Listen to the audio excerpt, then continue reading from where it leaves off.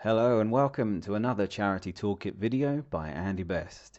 You're looking at the St. Oswald's Hospice donation web page, and it features what is undoubtedly the most complex Donorfy web widget integration that I've ever carried out. I'm very impressed with this. It's a lovely result for the charity, and it of course warrants its own video here. So I want to demo this for you, walk you through some of the features, and really show you why we're celebrating this. So not too dissimilar from other widget integrations you will have seen me demoed here on the YouTube channel.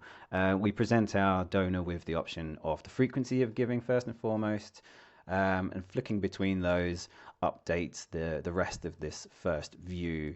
As you can see, it's a heavily customized design. We've got a lot of bespoke elements in here that help celebrate the brand of the hospice, using their iconography, the sort of styling of their photography and so on, as well as the color palette and everything else that you'd come to expect. So that this is a seamlessly, it blends in seamlessly to the rest of the website. One major difference between monthly giving and one-off giving, aside from these prescribed values, of course, and the beneficiary texts that appear as we cycle through those. The biggest difference is that for one-off gift giving, we're asked for this reason for donating field. This isn't just a superfluous bit of data. Depending on the choice that I make here, influences the mappings that ultimately turn up in Donorfy for this donation, but it also adjusts the rest of the experience that I'm about to receive as a donor. So by way of example, if I'm to be making, let's go to the custom field here. Let's make a £1 general donation.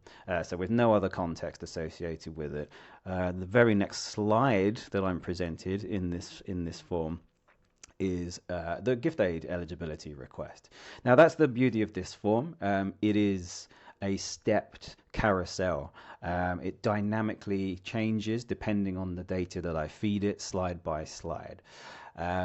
So to demonstrate that, if I were in fact making a gift in memory, the next question that I receive is about the gift in memory that I'm making. So it's not gift aid on the slide 2 now. Slide 2 has become gift in memory, where I would input the name of the deceased there, and I could elect this to be a personal donation or a funeral collection. And again, the answer I provide here has a knock-on effect to the rest of my procedure through this form. So if I'm making a personal donation in memory, I'm once again asked about gift aid, albeit slide 3 now, not slide 2.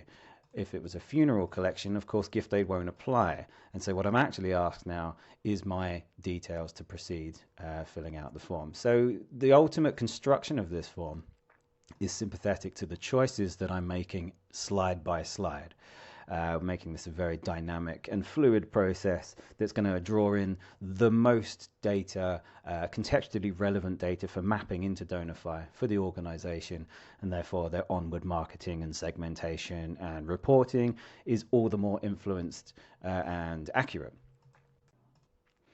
Okay, so let's take this back. I'm making a £1 general donation. I'll continue with that. I will claim, I will elect myself into gift aid eligibility. I will put in all of my personal data here, and we'll continue on to keeping in touch. I'm going to opt in to a couple of those channels there. I've got the opt out, of course. That's an option if we want to take it. And onto the final slide then, which will be the payment integration element of it. We can inflate the cost of the donation being made. This is reiterating the choices. Obviously, we've moved several slides away from when that decision was made, so this reiteration at the last step is necessary. We can cover the costs by inflating that there. I'm just going to enter my card information, and we'll hit donate. And there we have it. My donation has gone through. Once again, the exit page, the celebration page here confirms that. We've got a lot of branding, a lot more movement and animation on here. We've also got the prompt to donate again if we feel so inclined. So yeah, that procedural stepped process and design, very new territory. Really like the way that works. It's a really elegant solution for getting different giving contexts weaved into a very concise and comprehensive, I suppose, really user experience in a digestible way, in a way that's not too overwhelming visually, and that a user can easily navigate.